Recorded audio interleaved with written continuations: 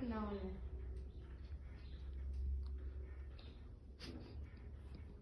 เอ็ดไปจังนะ ตาเลย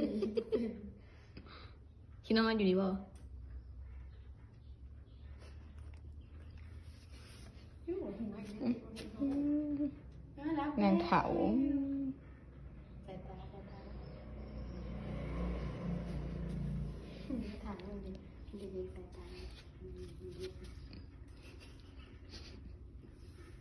โอ้จิรับอันนี้ ถามเลยกันมันเป็นตาเสื่อมแล้วไหม เห็ดแดงดา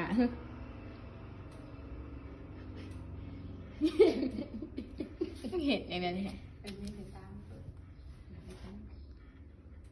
ไม่มันนอนเลยนอนละ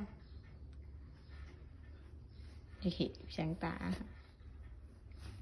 น อนแล้วมันนอนละเอียดอ่ะ